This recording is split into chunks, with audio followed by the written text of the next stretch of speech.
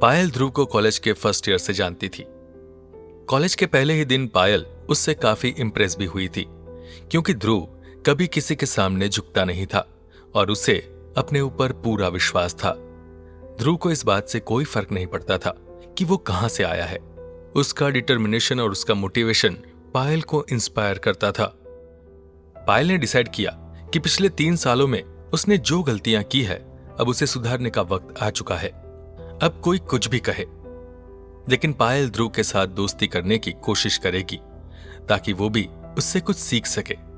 ध्रुव भले ही कॉलेज में टॉपर नहीं था, लेकिन उसका बिजनेस सेंस बहुत कमाल का था। उसके आइडियाज हमेशा सबसे अलग होते थे और वो हर मुश्किल से मुश्किल प्रॉब्लम का सॉल्यूशन निकालने में एक्सपर्ट था। ध्रुव हर वक्त किताबों में खोया रहता था और हाल ही में पायल ने नोटिस किया था कि वो किसी प्रोजेक्ट पर बहुत ही मेहनत से काम कर रहा था। पायल यह भी जानती थी कि ध्रुव औरों की तरह नहीं है। वो पायल से उसके स्टेटस के लिए दोस्ती नहीं करने वाला।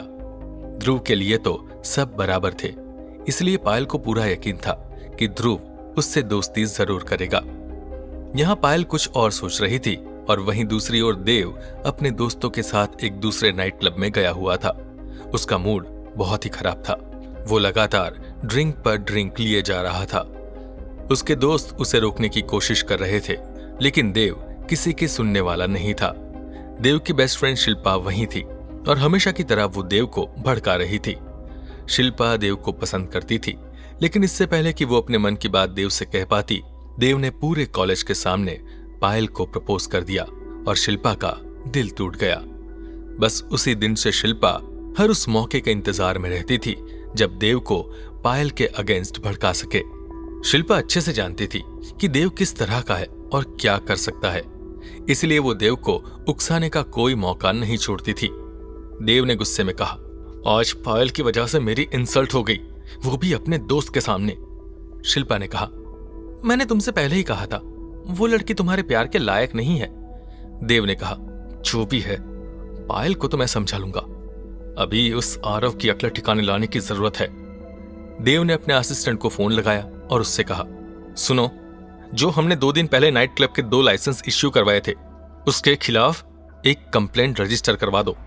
अफसर के मुंह पर पैसे मारो और उससे कहो कि जल्द से जल्द उस क्लब को बंद करवा दे।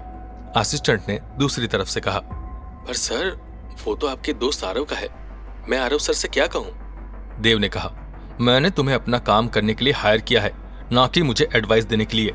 जितना कहा है उतना करो। इतना कहते हुए देव ने फोन रख दिया और सोचने लगा, देखते हैं अब आरव क्या करता है। पायल की लाइफ में क्या चल रहा है, इससे बिल्कुल अनजान ध्रुव अपने ही काम में उलझा हुआ था। हर दिन वो लगभग 100 फोन कॉल्स करता था और सैकड़ों लोगों से बात करता था। ध्रुव हर वो छोटी बड़ी डिटेल्स जानना चाहता था जो कि रिन्यूएबल एनर्जी सेक्टर के लिए जरूरी थी। साथ ही साथ में उसकी टीम ने कुछ ग्राफिक डिजाइनर्स को भी हायर किया था, जो उसके लिए एक पर्सनल टेम्पलेट बनाने में लगे हुए थे, जिस पर वो अपनी प्रेजेंटेशन बना सके। शिवानी ने ध्रुव से कहा था कि उसके पास ऐसे कुछ लोग हैं जो उसके लिए उसके बिजनेस प्लान को कट शॉर्ट करके प्रेजेंटेशन बना सकते थे, लेकिन ध्रुव ने इसके लिए साफ मना कर दिया था। ध्रुव का मानना था कि एक लीडर को जो कुछ भी बोलना है उसके बारे में उसे अच्छे से पता होना चाहिए। दूसरों के भरोसे काम छोड़ने से गलती की गुंजाइश काफी रहती है। ध्रुव ने डिसाइड किया था कि वो अपना प्रेजेंटेशन खुद बनाएगा और खुद उसे प्रिपेयर करेगा। इस काम के लिए वो किसी को हायर नहीं करना चाहता था। इसके अलावा उसने रिसर्च और दूसरे कामों में भी जो खर्चे हो रहे थे, उसकी अकाउंटिंग की पूरी डिटेल्स भी ध्रुव शिवानी से लेता था। अब तक उन्होंने 50 लाख रुपए खर्च कर दिए थे। ध्रुव ने शिवानी से कहा था, खर्चा जितना कम हो उतना अच्छा है। शिवानी ने सजेस्ट किया कि वर्कफोर्स को बढ़ाने के लिए वो कुछ इंटर्न्स को हायर कर सकती है, लेकिन ध्रुव ने इसके लिए मना कर दिया, क्योंकि उसका मानना था कि जो कोई भी मेहनत करता है उसे उसके लिए कुछ ना कुछ मिलना ही चाहिए। किसी से फ्री में काम करवाना और उसके काम का मॉनिटरी फायदा गेन करना एक बहुत ही गलत प्रैक्टिस है और इसे हर हाल में रोकने की बहुत जरूरत है। ध्रुव ने शिवानी से बस इतना ही कहा कि उसकी टीम में ऐसे लोग होने चाहिए जो अपने काम में एक्सपर्ट हो, जिन पर भरोसा किया जा सके कि वो अपने काम को पूरी डेडिकेशन से करेंगे। ध्रुव के कहने पर शिवानी ने ऐसे ही लोगों को उसकी टीम में रखा था। कुल मिलाकर उसकी टीम में कुछ 10 लोग थे और वो सभी मुंबई की अलग अलग जगह से काम कर रहे थे। उन सभी लोगों की मीटिंग हर रोज शाम को हुआ करती थी। ध्रुव इस बात से खुश था कि उसकी टीम बहुत ही मोटिवेटेड थी और सभी लोग अपना पूरा बेस्ट देने की कोशिश कर रहे थे। इस वक्त ध्रुव और उसकी पूरी टीम का फोकस इस बात पर था कि उनका बिजनेस प्लान हर तरह से परफेक्ट हो और उसमें ऐसी कोई भी गलती ना हो जिसकी वजह से उन्हें या फिर हीराचंदानी ग्रुप को नुकसान हो। सब कुछ ऑन ट्रैक था और कुछ भी डिले या पेंडिंग नहीं था। इस हफ्ते को खत्म होने में अभी 4 दिन का वक्त और था और इन दिनों में जो भी प्रोग्रेस हुई थी वो काफी सेटिस्फाइंग थी। रिन्यूएबल एनर्जी सेक्टर देश में एक गोल्ड माइन की तरह थी।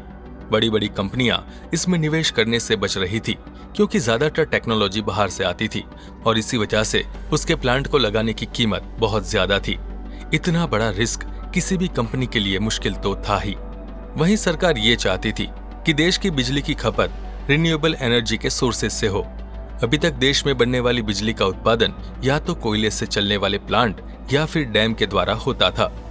डैम बनाने के लिए बहुत सी जगह की जरूरत पड़ती थी और उसमें पैसे भी बहुत लगते थे, इसलिए डैम से बनने वाली बिजली की कीमत बहुत ज्यादा होती थी।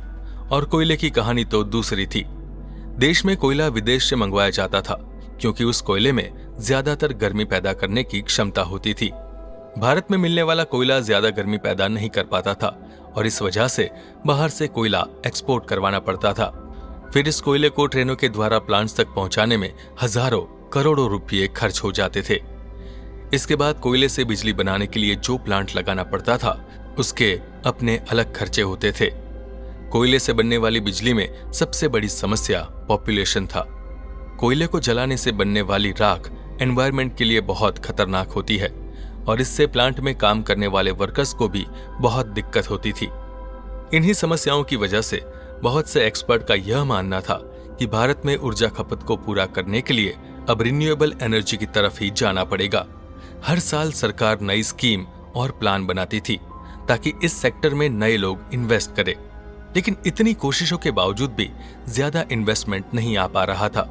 ज्यादातर इन्वेस्टर्स को यही लगता था कि अभी यह सेक्टर अपने फंडामेंटल स्टेज पर है और इसे ग्रो करने के लिए थोड़ा वक्त लगेगा। जब ये पूरी तरह से डेवलप हो जाएगा तभी इसमें इन्वेस्ट करने से फायदा हो सकता है। ध्रुव ने जितने भी लोगों से बात की उन सभी में से कुछ लोगों ने ध्रुव से कहा कि वो अपना पैसा कहीं और इन्वेस्ट करे क्योंकि इस सेक्टर में तो उसे ज्यादा रिटर्न नहीं मिल पाएगा। लेकिन ध्रुव ऐसा नहीं सोचता था। कुछ फॉरेन इन्वेस्टर्स ऐसे थे जिन्हें एक वर्किंग साइट की जरूरत थी जहां पर वो इन्वेस्ट कर सके। ध्रुव का प्लान था कि एक ऐसे प्लांट को ढूंढा जाए जहां पर काम पूरा नहीं हुआ है और कंपनी इन्वेस्टर्स को तलाश रही है।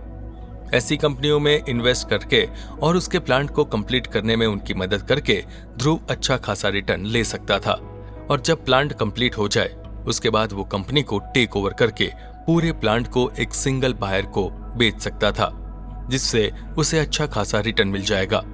ध्रुव का यह प्लान प्रैक्टिकल था और फ्यूचर को देखते हुए बहुत इंपॉर्टेंट था। एनर्जी हर नागरिक की एक बेसिक रिक्वायरमेंट थी, इसीलिए इसकी डिमांड कभी खत्म नहीं होने वाली थी। बिना एनर्जी के देश की इकोनॉमी बैठ सकती है और डेवलपमेंट रुक सकता है। इसलिए एनर्जी सेक्टर में इन्वेस्ट करना कोई गलत डिसीजन नहीं है। शेयर मार्केट में ट्रेडर्स भी इसी पैंतरे को आजमाते हैं और उन कंपनियों में इन्वेस्ट करते हैं जहां पर एनर्जी बनाई जाती है या सप्लाई की जाती है। ध्रुव ने यह सोचा था कि उसके प्लान से उसे 500 करोड़ तक का प्रॉफिट हो सकता है। अगर सब कुछ ठीक रहा तो ये टारगेट इम्पॉसिबल लगता है और हर कोई इसे शायद एक सपना ही कहेगा कि कैसे कोई 50 करोड़ से 500 करोड़ बना सकता है। लेकिन एक सिस्टमेटिक प्लान के साथ चलने से ऐसा हो सकता था। टीम में सब कुछ ठीक था, बस एक चीज की कमी थी और वो था उनका ऑफिस। कभी कभी ऑनलाइन मीटिंग्स में बहुत दिक्कत होती थी। इंटरनेट की स्पीड और दुनिया भर के डिस्ट्रैक्शन डिस्कशन को मुश्किल कर देते थे। अभी तक वो लोग किसी तरह मैनेज कर रहे थे, लेकिन फिर ध्रुव ने सोचा कि आगे चलकर उसे एक ऑफिस स्पेस ढूंढना ही पड़ेगा। ऐसे में ये अभी क्यों न कर लिया जाए। ध्रुव को याद आया कि उसके पास बहुत सी प्रॉपर्टीज है, वो उनमें से ही किसी एक प्रॉपर्टी को यूटिलाइज कर सकता है। तो ध्रुव ने शिवानी को कॉल किया और उससे कहा, शिवानी, हमारे पास कोई ऑफिस स्पेस है जिसका हम यूज कर सकें? शिवानी ने कहा, हाँ, तुम्हारे पास एक ऑफिस स्पेस है, वो भी यहाँ मुंबई में, हम उसे थोड़ा रिनोवेट करवा कर यूज कर सकते हैं, ध्रुव ने कहा। रिनोवेशन बाद में, अभी बस उसे किसी भी तरह यूजेबल बना लेते हैं ताकि वहां पर हम काम कर सके। तो शिवानी ने कहा, ठीक है, मैं कुछ लोगों से कहकर वर्ली में हमारे ऑफिस स्पेस को सेट करवा लेती हूँ। वहां पर फर्नीचर वगैरह है, हमें बस इलेक्ट्रिसिटी का कनेक्शन दोबारा से ऑन करवाना है और उसके बाद हम वहां आराम से काम कर सकते हैं, ध्रुव ने कहा। परफेक्ट, तो टीम से कहो कि कल शाम को नए ऑफिस में ही मीटिंग करेंगे। इसी बहाने मैं भी सबसे मिल लूंगा और हम एक बार फिर से स्ट्रेटेजी को डिस्कस कर लेंगे। शिवानी ने हाँ कहते हुए फोन काट दिया। अगले दिन जब ध्रुव ने अपने ऑफिस को देखा तो वो हैरान था। एक बड़े ही पॉश इलाके में एक ऊंची बिल्डिंग में ध्रुव का ऑफिस था। वहां पहले किसी दूसरी कंपनी का ऑफिस था, लेकिन कुछ समय से वो ऐसे ही खाली पड़ा था। अब ध्रुव को इंतजार था तो बस उस दिन का जब वो अपना बिजनेस प्लान उस ग्रुप के सामने रखेगा। उधर उस दिन के बाद से पायल की बात देव से नहीं हुई। इस बार उसने कसम खा ली थी कि वो देव की बातों में नहीं आने वाली। हर बार देव ऐसे ही कोई गलती करता था और फिर पायल देव की बातों में आकर उसे माफ कर देती थी। लेकिन अब सब कुछ साफ हो चुका था। पायल को लगता था कि देव उसे पसंद करता है, लेकिन उसे नहीं पता था कि देव के लिए तो पायल सिर्फ एक एक्सेसरी थी। देव पायल के साथ रिलेशनशिप में इसीलिए आया क्योंकि वो अच्छी दिखती थी और देव की इमेज के लिए वो परफेक्ट थी। पायल और देव की फैमिली ऑलमोस्ट एक जैसे स्टेटस के थे, इसलिए उनके रिलेशन से फैमिली को भी कोई प्रॉब्लम नहीं होती। क्या होगा जब पायल ध्रुव से दोस्ती का हाथ बढ़ाएगी और क्या होगा जब देव को पायल के इस डिसीजन के बारे में पता चलेगा? क्या ध्रुव का बिजनेस प्लान सक्सेसफुल हो पाएगा? क्या इवेल्युएटर्स के ग्रुप को ध्रुव का प्लान पसंद आएगा? जानने के लिए सुनते रहिए।